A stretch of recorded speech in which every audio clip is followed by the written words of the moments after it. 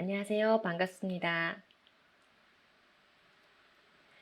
우리나라는 2018년 법무부에서 국가인권정책 기본계획을 통과하고 국가인권위원회를 강화함으로써 성정치가 시작이 되었어요.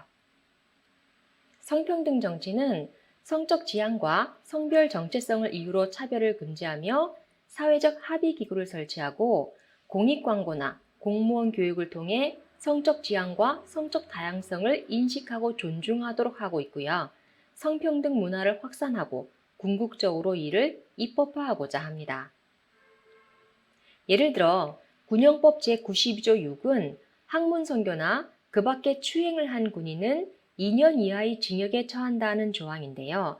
이에 대한 폐지 논란이 계속되고 있는 중이에요. 군인권센터는 성소수자들을 잠재적인 범죄자로 취급하면서 국가가 혐오와 차별을 양산하고 있다고 비판을 합니다. 학생인권조례에는 성적 지향을 이유로 차별받지 않을 권리를 포함하고 있고, 포괄적 차별금지법에는 성적 지향이나 성별 정체성을 이유로 차별을 금지한다고 명시되어 있어요. 우리나라는 사실 동성애가 불법인 나라라고 볼 수는 없는데요. 군대 내를 제외하고 동성애를 했다고 벌금을 내거나 징역을 살지 않고 법적 처벌이 별도로 있지는 않습니다. 다만 동성결혼은 법적으로 인정되지 않죠.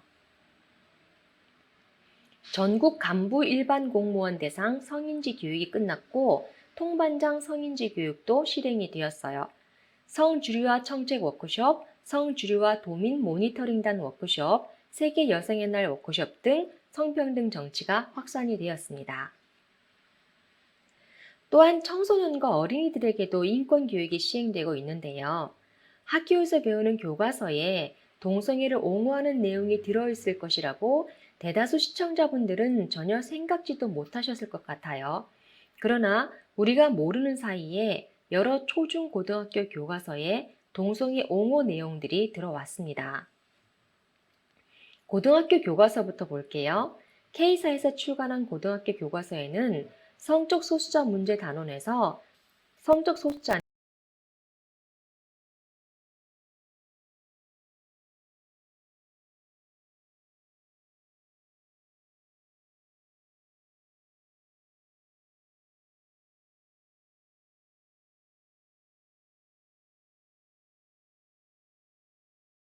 을 보기와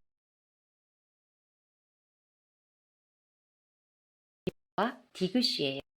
기억은 성적 지향이 다르다는 이유로 차별받는 것은 평등권 침해야. 디귿은 성 정체성은 자신의 의지와 상관없이 만들어지는 것이야 입니다. 이런 내용의 교과서는 학생들에게 은연중에 동성애자들은 기본적인 인권을 침해당하는 불쌍한 사람이라는 인식을 갖게 만들게 되죠. 몇몇 중학교 교과서는 차이를 차별할 수 없다는 내용의 그림을 보여주고 있어요. 학생들이 한눈에 이해할 수 있도록 시각화를 잘 해놨는데요. 주걱턱이 팔자가 세다고요? 니들도 늙는다고 등의 그림들이 있습니다. 교육 분야도 점점 발전하고 있구나 싶은데요. 다만 중간에 동성애를 슬쩍 같은 범주에 포함시키고 있죠. 그래요, 전 남자를 사랑해요 라고 말하고 있는데요.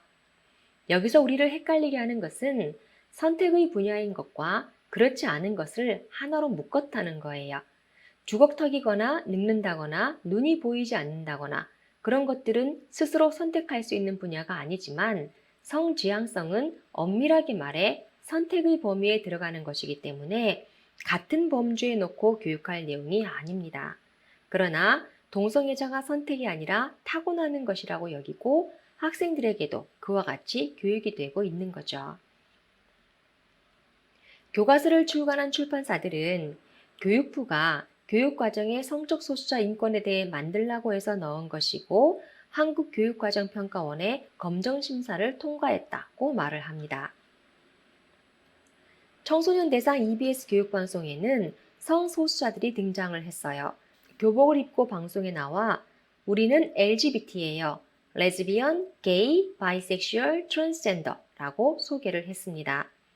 학부형들의 항의가 빗발치자 EBS는 국가의 정책대로 인권을 보호해야 하고 성평등 교육의 일환으로서 이 방송을 계획할 수밖에 없었다고 발표를 했습니다. 초등학교의 경우 경기도의 한 초등학교 5학년 수업 시간에 학생들을 대상으로 동성애를 선호하는지 아니면 이성애를 선호하는지에 대한 설문조사가 이루어진 것이 드러나 학부모들을 놀라게 하고 있습니다. 이러한 학교 교육과 미디어의 영향은 성평등 문화가 청소년의 관점으로 전환되면서 학생들의 가치관을 바꾸고 가치관은 행동을 바꾸게 해요. 사진처럼 이렇게 당찬 여학생이 나는 처녀가 아니다. 여성 청소년에게 순결을 강요 말라는 팻말을 들고 1인 시위를 하게 되는 것도 결국 교육과 문화의 영향인 거죠.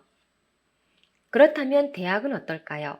전국 대학에 인권 관련 학과 개설을 유도하고 인권 관련 교육과정 운영을 유도하고 있습니다. 대학가에는 막시즘 사상 및 성소수자 동아리가 개설되고 서울대는 레즈비언 총학생회장이 당선되기도 했어요. 국가인권위원회가 2001년 국가인권위법에서 동성애를 보호 대상에 포함시키고 2003년 동성애를 청소년 유해 매체물에서 제외하면서 10대 에이즈 감염자가 급증하고 있습니다. 동성애 이익단체들은 에이즈는 동성 간 성관계보다 일반 남녀 간의 성관계를 통해 더 많이 전염된다고 주장하기도 하는데요. 그러나 한국질병관리본부와 미국 질병관리본부를 비롯한 여러 단체의 통계는 그들의 주장과 다르죠. 청소년 동성애의 증가는 동성애를 하면서 에이즈에 감염된 청년들이 여성과도 성관계를 맺게 되기 때문에 에이즈가 여성들에게 무차별적으로 확산될 위험에 처해지게 돼요.